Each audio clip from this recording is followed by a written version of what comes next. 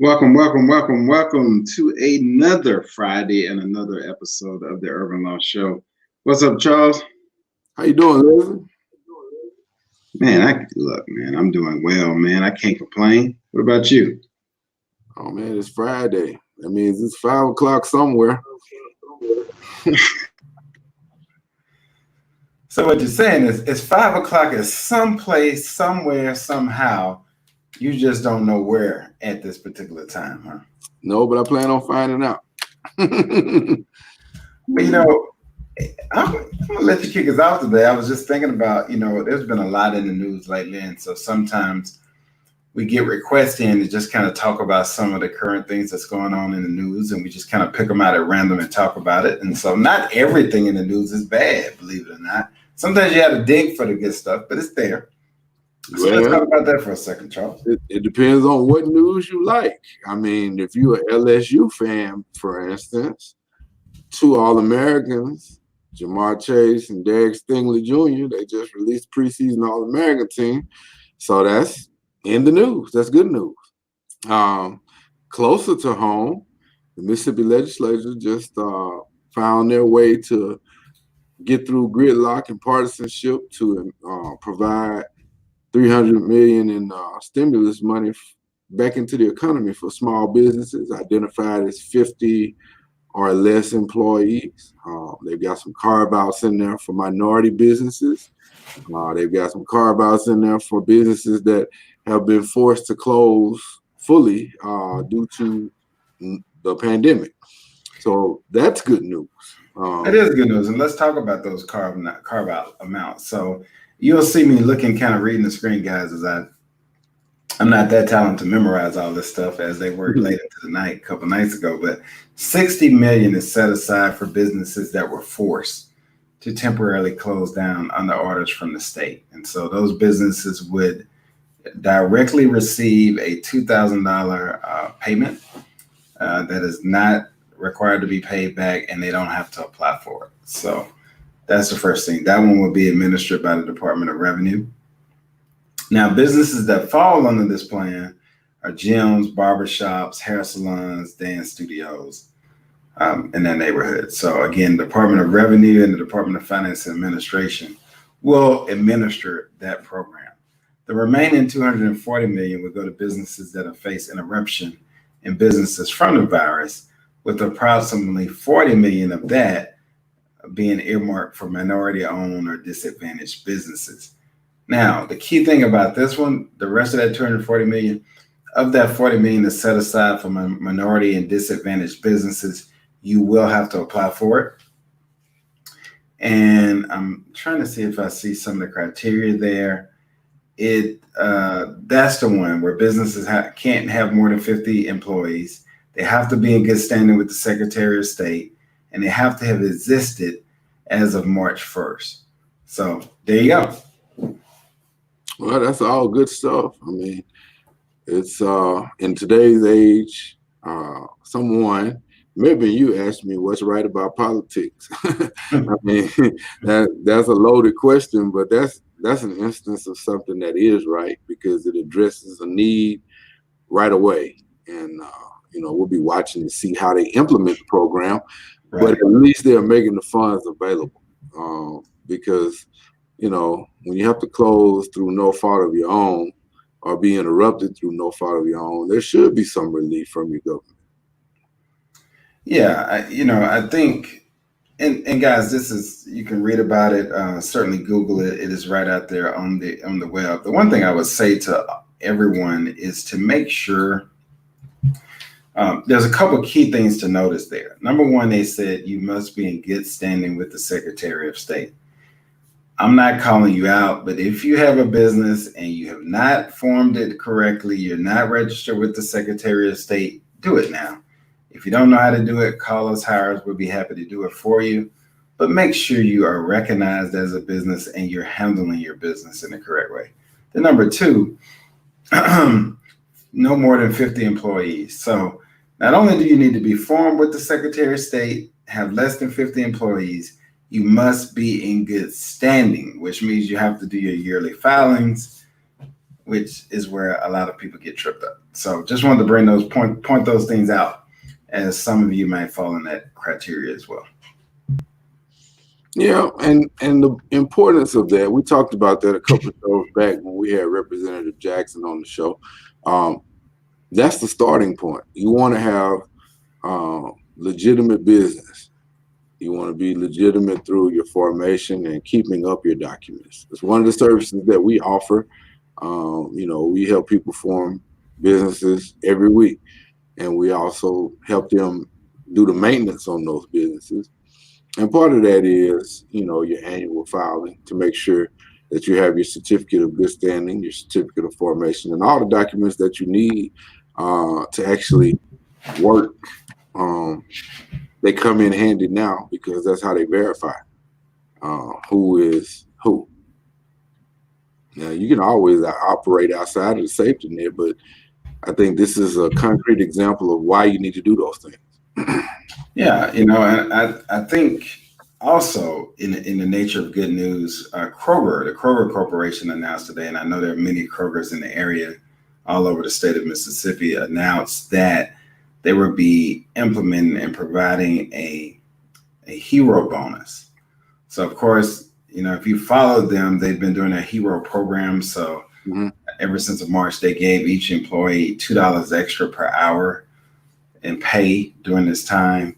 And then they will be giving a one-time bonus of $400 to full-time employees and $200 to part-time. I think by May 23rd, they will receive those funds as a thank you from Kroger. So another form of good news that's out there as well. Yeah, there are pockets of good news. And as we stated, the program is now coming online in Mississippi. But I want to switch gears just slightly and get your impression on this. States are opening up. So what does that mean right now? What does that mean when the data says that cases are going up and states are opening up? Give me some thoughts, give me some feedback on what your thoughts are on that, because the data says it probably should be closed, but the economic engine is chomping at the bit to get out there and run. So, Leslie Peters, tell me what your thoughts are on that. So, I'm just going to be direct with it. Our state may be open, but my family is still closed. And so I say that to say, I think this is a time where everybody has to assess their situation. And we have to be careful, we have to be calculated, and we have to be safe. I don't think, I understand, look, I'm all for getting the economy going. We make a living dealing with the economy. So I get that. I just think that we're at a time where we also cannot lose sight of just the common sense. Somebody told me growing up, I forgot who it was, that common sense is not common. And I think the reality is we've never flattened the curve. And so if we go back to the beginning of this, they said we will begin reopening when we flatten the curve. We have not flattened the curve. So you're saying that the scientists laid out a clear path. They did. But politics and money are changing that path. Is that what I hear you saying? That's exactly what I'm saying. I mean, we can look at it at every level. And here's why. Here's why. It comes down to what I firmly believe, just my opinion. I would love to hear you guys' opinion, so jump in, let us know what you think. But my opinion is this. When pressure comes, so here's what happens. So even as people look at their budgets and the money is tight and you're not used to not having resources, if you're in that category, I've been used to not having resources. I'm not new there, so I don't panic. But if you are not used to being there, and all of a sudden you're looking at a budget where you're going to be facing $100 million or $200 million, in some cases, $1 billion shortfalls.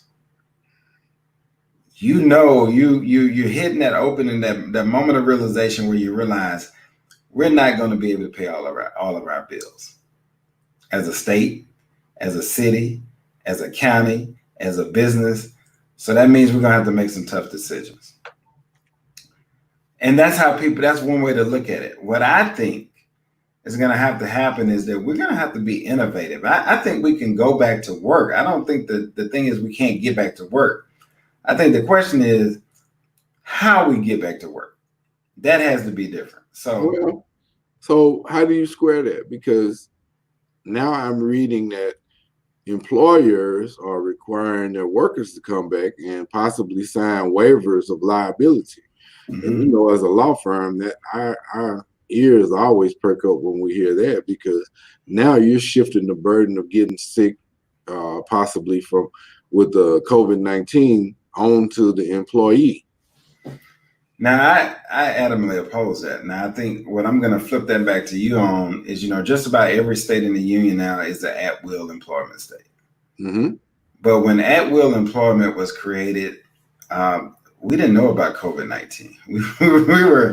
We were not, had no realization or no way to incorporate that in there. So I'm just curious to see when the first cases are going to stop popping up where you force somebody to sign a waiver that's basically saying they don't hold you liable for their health if they come back to the work because you've mandated them to come back to work and to be in the building. And if they refuse to sign that and you terminate them being an at-will state, I'm just waiting. That's what I see happening, because I think a lot of people are just not going to feel comfortable, because here's what I've seen when I've gone out. Even though we have social distancing, we have those guidelines. People are not always following it. And so it's very uncomfortable when you got clear markings, stay 6 feet away, you stand here, and you look around and somebody's there and they're breathing on you. So people are not comfortable going back out into that environment. And so when you put it in a situation where you got an employer, now we got a quid pro quo situation going on, and we know. So it's going to be curious to see how the courts handle this. What are your thoughts on that? Well, I mean, I think it'll be litigated both ways. I mean, it seems to me it'll be a bit of a workers' comp issue, and then it'll also be a straight employment law issue, because even though it's at will, if you're substantially changing that from, I think that's an issue that's ripe for litigation. So we'll see. I mean, I don't want to go too far down that rabbit hole, because I don't have a crystal ball, but I can see where that issue is going to come up. But I will say, for our listeners and for their friends and family, make sure you are reading any paperwork that you're signing at the job, because that's likely to be in the fine print. You also want to ask questions about what the protocols are for, I see we have a statement about. Yeah, I'm just putting some comments so you can see on the screen of what some of our listeners are saying. Yeah, I mean, and I think both of those are valid points. I mean, and I see Tracy has a point. Hi, Tracy. We got a lot of comments rolling in on that one. So you have competing interests. In other words, how do I, as a provider for myself, family members, and my immediate household community, how do I sustain if I have a job? Right. But I'm required to work in an unsafe environment. So that's why I say read, ask questions, and understand what the protocols are, and make sure that you're taking contemporaneous notes, meaning that you have notes of everything that has transpired between you and your supervisor as you ask those questions, because it may be something that saves you down the road. I think you're right there, and I think people are going to have to be meticulous. And so here's a better question. So, and I think one of our listeners posed it. The real question is, how do we go back to work? And I think we go back to work in a phased approach, and I think we'll forever work differently. So let me give you some examples of some thoughts, even as I think over how we go back to work in the traditional sense, even in urban law. I think the reality is, I think you're going to see even schools are talking about it now, but I think you're going to see what you call split shifting. And look, the government sector has been doing this for years. So this is not new, what I'm about to share with you. But let's say in your core area where you work, or in your cube or your area, you got a person next door to you in 5. It's going to be alternating work days. You're not going to be there at the same time. And so what's going to happen is the average person now is going to spend half of their week at home, half of their week in the office. So you won't have a situation anymore, I think, where you'll have your full workforce in the office until we get to the point where we have a vaccine that works and we can go back to that way. And I think also because of that, in this transition of having people work their way, companies are going to see how productive they can be. They're going to see how this works for them. So there are going to be some managers before that didn't like this work way, didn't think they could be effective this way, particularly if they were micromanagers of that sort. And I think it's going to change the landscape. And what companies are going to start realizing is, wait a minute, you know what? I could probably save some money here, because if I can cut my commercial lease space down, if I can get employees and recruit and save an average of 5 to 10% on salaries by allowing employees to work at home, they don't have to deal with the commute. They don't have to deal with the gas. So essentially, this could be a better work-life balance for them. I think the end result of this could be very good for the country and for workers individually. So I think there's going to be some change. I don't think we'll ever see it as it once was. Well, I think we're at the tipping point as far as change is concerned.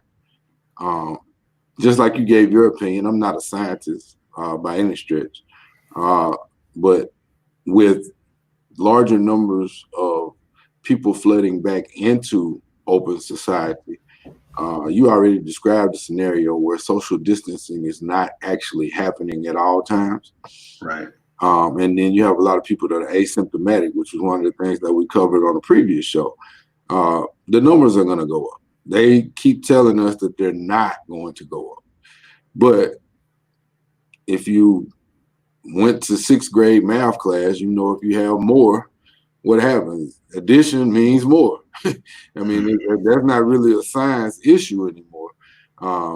I think the policy and how we go about transitioning into open life is you have to do it cautiously. I mean, the same questions that we're talking about asking your employer, you know, you gotta ask those when it comes to education as well. And I see we have a statement about education. I was just about to say, parents need to be asking these questions of their schools, because when you put young people in, and we now know that COVID can affect our youth population, our young children. So you need to ask the same questions you would ask for yourself about your children. What type of spacing? What type of deep disinfecting you're going to do? Class size is going to become an issue. And so, you know, there will be conversations about a new norm. You know, you may have, just like you talked about split shifts for workers, you're probably going to have split shifts for students, because school districts have a lot of students to accommodate. And you're going to have to, and that's going to affect the way you practice in extracurricular. It's going to affect the way you teach and how you plan. So all of those things have to be accounted for. And I pride myself, I know you do too, as we look at these issues from a holistic standpoint, not just litigation. You know, this is just prudent information that you need to be getting. We just happen to be a law firm, but we're, you know, citizens, fathers, you know, we have to function in society. Our children have to function in society. So we want to just have that open dialogue. The same questions that we're asking, we want you to ask those questions as well, so that you're well informed and making the best decisions for your family. Yeah. Hey, speaking of that, I want to get some of this great feedback we have. So let me throw some of that in there and let you take a stab at it. We'll see. That's top of mind for me. I'm going to read this one. As a massage therapist, my concern is incoming clients. The same people protesting, ready to eat out, going to bars, no mask. I'm not comfortable. Can't stay 6 feet away and touch at the same time. So here's the internal debate that I have been having. Do I go and see my licensed massage therapist, even in a small studio setting? Because there is no social distance when you're using your different modalities to work on muscles. That means you have to come in close contact with the therapist, and the therapist has to come in close contact with me. So as a result, I have been not going because I just don't think it's safe enough yet. And that's, as you said, Liz, that's an issue of common sense and exercising your right to think and act. Just because they say it's open does not mean you have to always go. But let me say this. I want to encourage us all. I think it's also a time for innovation. I am constantly thinking about how do we do things differently? How do we innovate in this space and this time? Because that's going to be the real winners. The real winners will be the individuals, the organizations, the companies that innovate. Mm-hmm. And so at the end of the day, it's all about service, because you guess what? You still want that massage. I do. You just can't see a way to get it safely. People still need help in legal and business. They just got to find a way to get it safely. People still need the resources, but people are not willing to risk their life to get the resources. So it's not do or die. So that means you have to be innovative in order to create a path. I say it's no different than before the first bridge was ever created. And people literally didn't cross over water, because unless you could swim over large bodies of water, you couldn't cross. There was no bridges until somebody innovated and came up with the idea how to build a bridge that then made it possible for millions of people to cross over. That's where we are. We have to be innovative, and we have to build bridges to solutions. Well, let me know what you come up with that one for the massages, brother. I need to know that one, like right now. Well, look, it's heating up on the line, so let me get a couple more of these in here. Let's go here. Prior to leaving corporate for self-employment, my company was going to the reservation approach for desk and office space, shared office space. Key, like you said, was to cut costs. This began in 2016. Yes, look, no doubt, Iris. It's going to be accelerated now, because before you were deemed to be innovative if you allow people to work from home. But as you know, if you had a baby boomer manager, most likely you didn't get to work from home, because they are used to seeing and touching and doing you in that micromanagement style. Not all, but as a whole, generally, that's what they came up in. And so that's been a very hard adjustment for them. If you were fortunate that you had Generation X or Millennials managers, they were totally comfortable with it. So it just depends on your environment. But now, everybody's had to do it. So a couple of things are going to happen. Companies are going to realize very quickly, can I get rid of some middle management? Can I get rid of some high-paying jobs? Where can I cut since we're in this new era? So don't think while you're working from home, they're not looking and evaluating and seeing what's working, what do we not need, how can we save money by doing this? They are analyzing the number crunching every single day. Trust me, they are. When you got a company, you connected in the VPN, folks, you're not connected in the VPN for no reason. You connected in the VPN so people can see what's going on. It's no different than here at Urban Law. We can all see what's going on. We can always see when somebody's available, when they're not. We can see whether they're on the phone, whether they're in the email system. Companies can too, and so they are looking. How do we shave up? Is there opportunity here that we can still get the work done and spend less? So there are going to be some people that don't get called back from furlough, because there's going to be some jobs that are going to be innovated out of business. That's right. That's right. I mean, and it's incumbent upon you as those who are in those workspaces to make sure that you are policing yourself as well, because it's an opportunity for advancement. make sure you're in and on and doing what you're supposed to be doing, because they are looking at who's on and whose work product is good without that micromanagement. Here's one we haven't thought about. So if we're mandated to go back to work, here's the thing. Right now, it's going to be we're all home, but we also have our kids home. So we're having to teach. We're having to co-teach. We got the kids home. Mm-hmm. What happens if you're mandated to go back to work after school providers is not open? Because even when daycare opens, they're not going to be able to take as many kids due to social distancing, due to those types of things. So now you might not have a slot. And so what they're going to do in order for their business model to work, because they're taking less kids, they're going to have to increase the cost. There's just no way around it. The math does not work without increasing the cost. So they're going to have to increase the cost. That's going to price some people out, and some people are going to lose their slots. And what do you do now if you're mandated to go back to work? You're no longer at home with your kids, so now you have no childcare because you don't even have anywhere to go. And now we're coming up on summertime, where a lot of us, including myself, depended on summer camps. We got a different reality now we got to think about. Yeah, I mean, and what you're describing is opportunity cost. That means that somebody's supply and demand.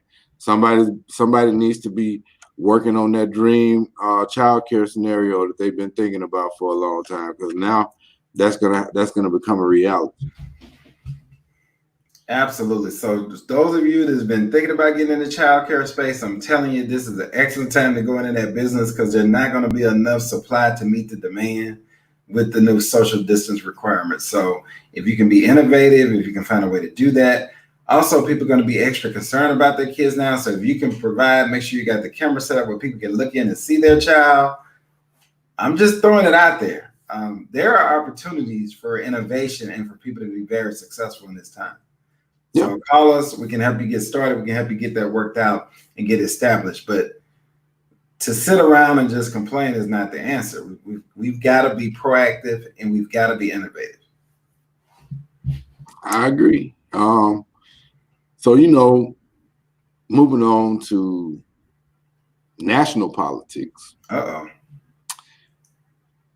There is now a mini crisis with the outbreak at the White House of COVID. And we still have lawmakers who are not, who are in closed spaces and coming in contact with individuals and not following their own protocols. What's your thoughts on that? I think it sends mixed messages, and I think it's very dangerous. And so here's the thing. You cannot say from your mouth that we need to do one thing. We need to wear masks. We need to practice social distance.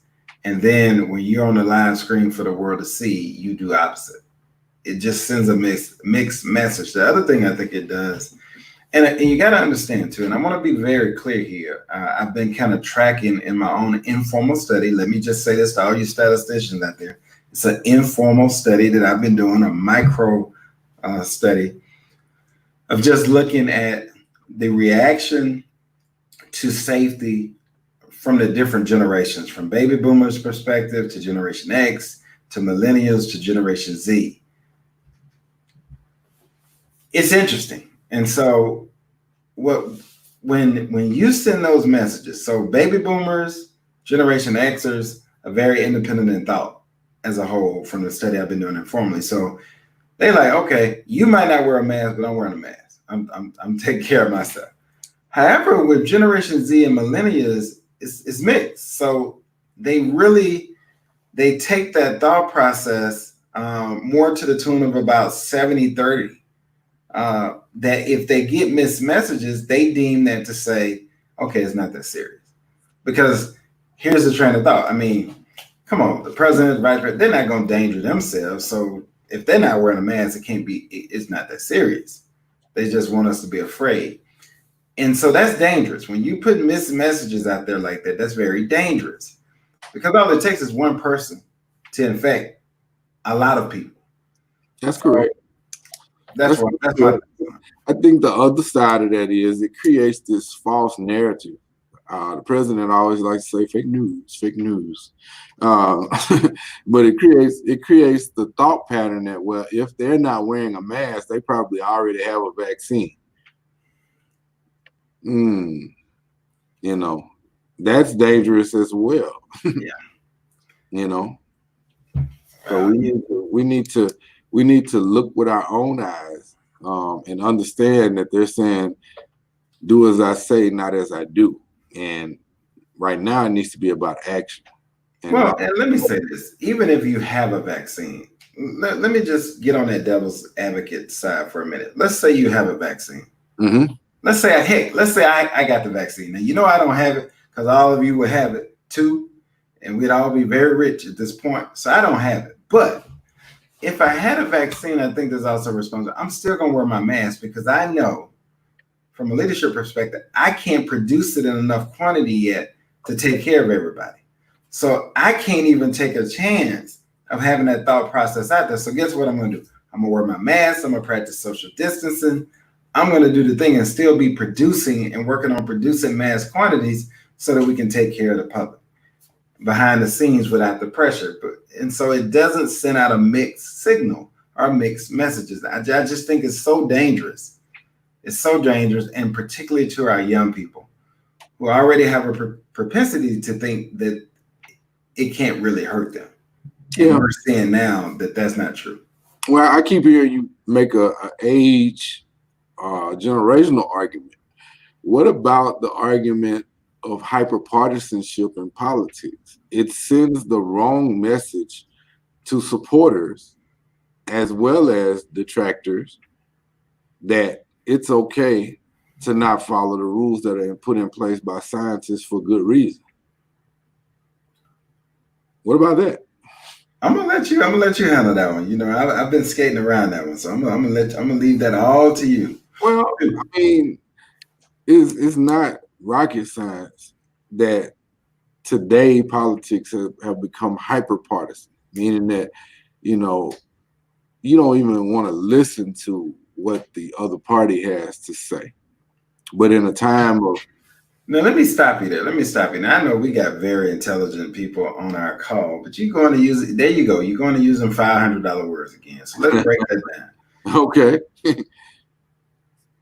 Hyperpartisan. Well, you're familiar with the party system, right? Yes, I'm with you. Democrat, Republican, Independent, Green Party. You know, throughout the years, you had different parties. Well, hyperpartisanship simply means that you are very much rooted in the belief system of the leaders of your party or the information that's being provided by your party, which is fine. Let me just say, people are entitled to their beliefs. The beauty of America is you have a First Amendment right to say what you want to say, and that's what makes this country beautiful. However, in times of crisis, when the leadership is not as good as it should be,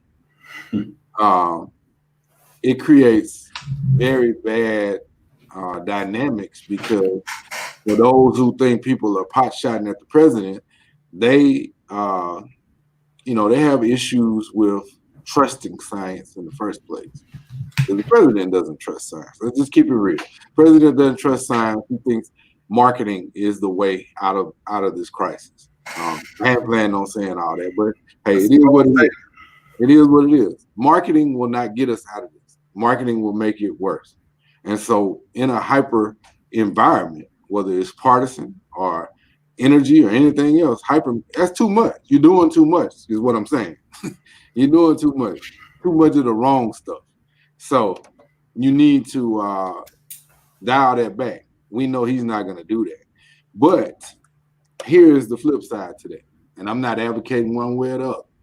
But I saw former President 44 respond in one word on Twitter a day or so ago. His one word was vote. Yeah. So what that means in long form is you better figure out how to get your vote counted in November so that we can get some leadership that can hopefully let's go deeper on that because I want to talk about that. We've got to start getting our vote counted now. And here's what I mean by that. Guys, the November election is going to be like unlike any other we've ever experienced. So now we got social distancing requirement. We yet to have any amended provisions to voting as a result of coronavirus. So if you think the lines were long before, now you add social distancing to that, where they have to require you to be 6 feet apart. How long is it going to take you to vote? Now we have a hard time mobilizing the minority vote in the first place. Now, if I tell you, you got to be in line for 3, 4, 5 hours to even vote, if we look at the stats on that, what targeted population is that going to affect the most and decrease the turnout? Who does that benefit? So when we look at the fact of letting your vote be counted, we've got to be aggressive. We got to be having a conversation with our elected officials now. What are you guys doing about November? What are you doing to make it easy to vote? Are we going to be able to mail in? You need to be pounding that right now. We can't wait till November to fix November. If we wait till November to fix November, we are dead on arrival. We are DOA. So we got to get about that now. So I just want to make sure you guys are having those conversations. You are actually pushing your representatives to think about that now, because it's not going to just disappear. The coronavirus, hear me. The coronavirus is not just going to disappear. You're not just going to wake up one day and it's over. It's not a dream. It's not a daydream. It's not a nightmare. It's a reality. So how does November look? We've got to get to the polls in order to be effective. And if we don't get to the polls, we know what the consequences are. But if we're not thinking about how we actually cast that vote now, then we've already lost. Because I can bet you somebody is thinking about it. Well, I will tell you, long lines is a form of slowing down the vote. That's a form of, using crisis as a way to create an advantage. The incumbent has an advantage just because they have the bully microphone every day. So they're seen. Don't let these changes in the new normal keep you away from exercising your franchise, which is your vote. You want better leadership, you want a grasp on science, then you need to find out who your science candidate is and figure out what it means for voting. Like you said, start now. Whether that's absentee, mail-in, in-person, whatever it is, start figuring that out for you and your family and your community right now. That would be my call to action. We all recognize it's a new normal. Some of us recognized it earlier than others, but don't let that stop you from making plans to do what you need to do in order to protect your families. And voting is a form of protecting your family. Yeah, and I think, Charles, and you can talk to this being, a former elected official, but I think we all need to educate. Voting is very much localized, guys. I know we think about the national election, but the voting policies are regulated, and then correct me if I'm wrong, Charles, but I think they're regulated and managed by each state. Yep. Carried out by the local municipalities. It's basically 50 individual elections because you have different setups, you have different rules and regulations. Some places are, like California is basically a mail-in state, whereas Mississippi is more of an in-person state. And so you need to be making yourself available to help with solutions, because one of the things you run into with a predominant in-person voting state is most of the people who volunteer to work are older. They're in the at-risk category. Right. So that creates stumbling blocks right out of the gate. So in order to fix this, you need to know how it applies to you in your state. Well, I mean, that's why I say we have to start now, because that's why I say start pounding your state officials now to start asking those questions. Don't just start at the state level, Liz. All politics is local. Right. Start, if you're in Mississippi, start with your election commissioners. Those are county-wide. That's 82. Start there, and then move up to the party level, state level, and then the federal level. That's true, because it is true, because the election commissions are the ones that actually implement the elections, right? They actually Yeah, they carry it out. They carry it out in the county precinct at those levels, and so usually those are carried through by older retirees who are, doing their civic duty. But are we really going to put them at risk by making them vote? Work the polls for people to vote? I don't think so. No. So we need to start planning for that now. I think we do. So, I mean, we got a lot of comments here to we should be able to vote on cell phones. We should certainly be able to vote online by now. The security. These are things we've got to voice those opinions. Let me stop you right there. Go ahead. All of that stuff sounds great. I know what you're going to say. You're going to talk about the security of it? No, sir. I'm going to call bullpucky on all of it, because you don't get to make those decisions when you don't vote in off-year elections. Mm. You know what I'm saying? That's true. You don't get to make those decisions if you're not making sure that the vote is moved in a way such that you have progressive leadership. None of that stuff is happening this year. None of it. So you got to work within. So here's something. Give an example, Charles. Give an example so we can make it very clear here where the picture you're trying to paint. Okay, I'm gonna give you Machiavelli in 10 seconds. All right, let's go. It's better to be feared than to be loved if you can't be both. That's Machiavelli in a nutshell. So right now, leadership would rather be feared than loved because they know there's no love coming. However, they have the levers of government at their disposal. If you think for 1 second they're about to pass federal legislation that makes it a nationwide requirement that we have cell phone voting, then you have obviously not seen what has happened over the last 3.5 years. That is not happening because that means more people are available and can vote. They want to restrict voting. So what I'm telling you is work within the confines. The rules of the game are not such that you're going to get those things. Those things sound great, but you're not going to get them. Not right now. So you got to work within what you have. That doesn't mean the game is over. It means work smarter, work harder, be creative, work with your board of elections to figure out who can work, who can get qualified, and start getting qualified now. Civic duty sometimes is about sacrifice. If you know that the older population is the one that's working, you need to relieve them of their work and let younger people go and work. But you got to get them ready now. You know, I'm trying to see if I can get one of those young generations to come in here and help me out. I wanted to get her opinion. She was supposed to just come in and just kind of talk to me about the impact it's had on her as just going through the change. So I'm trying to get, come on in. Come on over here. Come on over here. Come on. Look, you see, the camera shot. Come on over here. Here. Right here. Hello. Say hello, everybody. What? Say hello. Hi. Hello. Introduce yourself. I'm Leslie Peters. Oh, okay. So you got my name. Oh, okay. You pretty. Look, let me here. Now, we were talking about the impact of the virus, and I know it's caused a lot of changes for you, just related to school, to change to online. So, how has this experience been for you, and what's been the hardest thing about it? It's been easy. Talk to you. It's been easy. Sometimes it's hard. My family, I gotta see them all the time.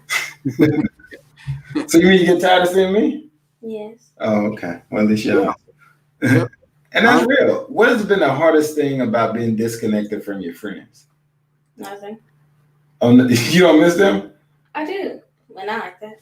Oh, because you're able to. Well, why is it not? Because it would be a big thing for me being disconnected.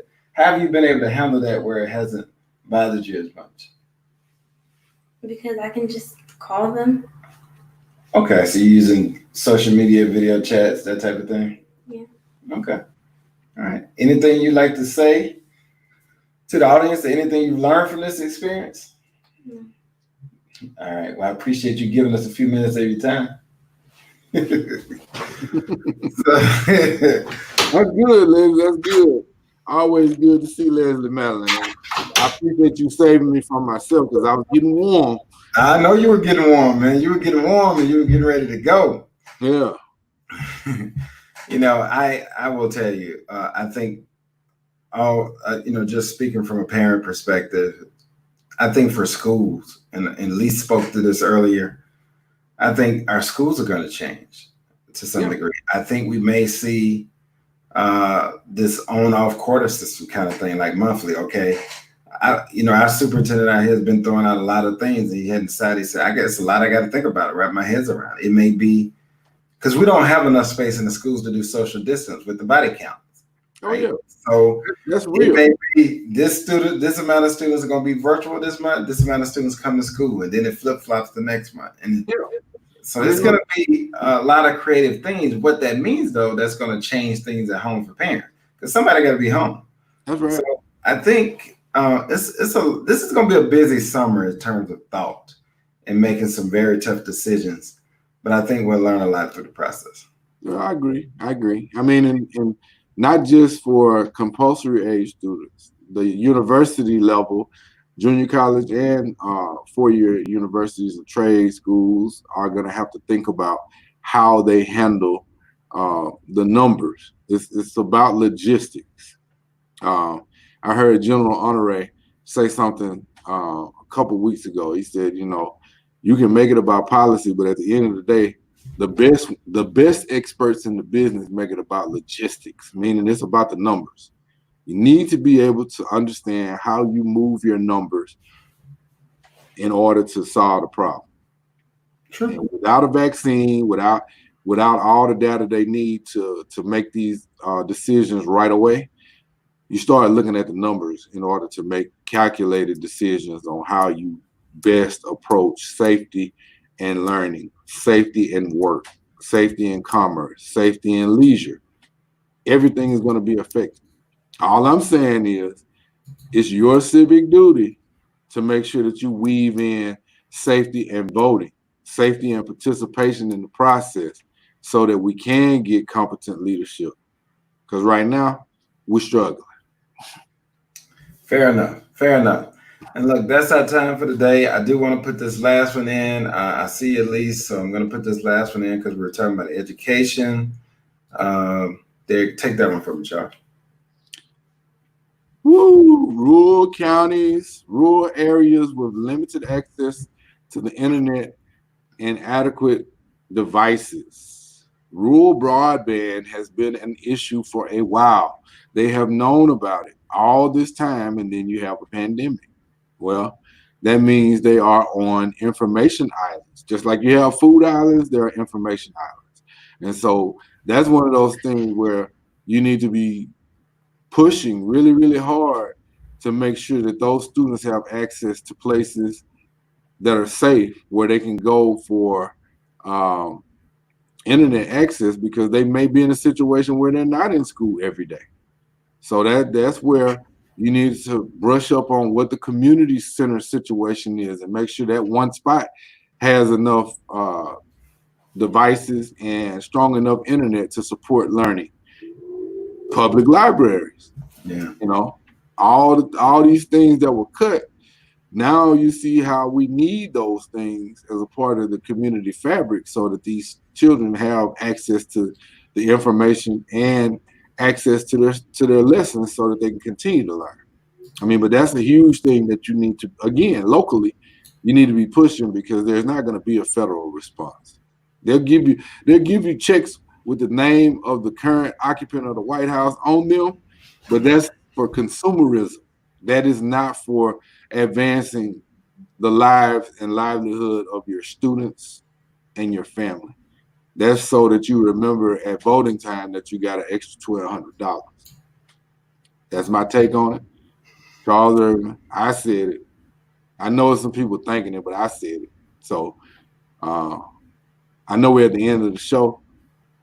We were supposed to be talking about things that are in the news, and we ended up all the way on exercising the franchise. I apologize for that. Well, I think we did. I think the reality is what's in the news affects November and affects voting. So is and so I think a lot of times it's not just the headline that you have to read. You have to ask yourself, what does this headline cause a chain reaction to that I need to pay attention to? That's right. So that's what we did today. And that's the part that nobody's talking about. Because if you notice, nobody's talking about that now. What we talked about today, nobody's talking about. Nobody's talking about November. We've got to get on board now. We've got to do things now. And so at least you're informed to start pushing people to have the discussions, come up with a plan, have a plan for how you're going to vote. Look, I've been working on my own plan for how I'm going to vote and how I'm going to have patience. You know what I'm saying? So I already spotted out where I'm going to vote. I know what the procedures are around here. I know the time of day. I know exactly when I'm going in early voting. I got it all mapped out because I have to think about it because it's going to be very different. So I want you to do the same. Look, have a fantastic weekend. Our time is up, but be safe. Continue to execute common sense, please.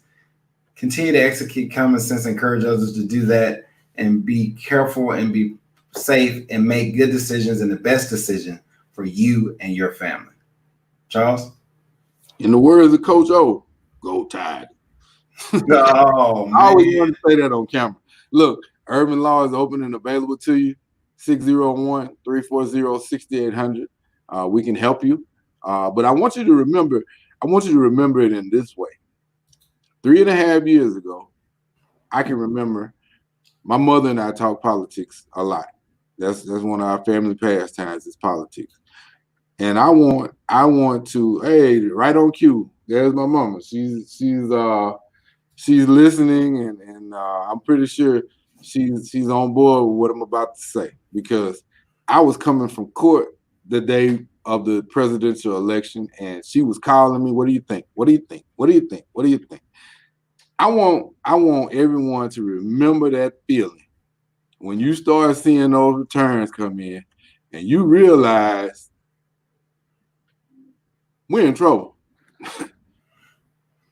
We all had that nasty feeling right in the pit of our stomach. Mm-hmm. And this is why we had that feeling. We didn't know what it was going to be. Some people predicted war. Some people predicted, drought. Some people predicted a lot of different things. But here it is, a pandemic, and we have leadership that's not capable of rising to the challenge. I want you to remember that feeling. And particularly, if there's anybody listening in Michigan, remember 11,000 votes was the difference between what we have and what we don't have in the form of leadership. So remember that sinking feeling. Get your act together. Man, I think Florida was what? And let's execute a plan now for the future, because we've already said it's a new normal when it comes to the workplace. It's a new normal when it comes to education. It's a new normal. And when we start thinking about issues like rural communities and broadband, which should have already been dealt with, but it hasn't, those are forgotten areas, information deserts. So all of those things, while they're not in the news, they are a part of the news. So remember that. And that's all I have to say. Remember that feeling. Y'all have a great Friday. Have a great weekend. See you next week. Encourage others to join. And until that time, be safe and call us if you need us. Bye-bye.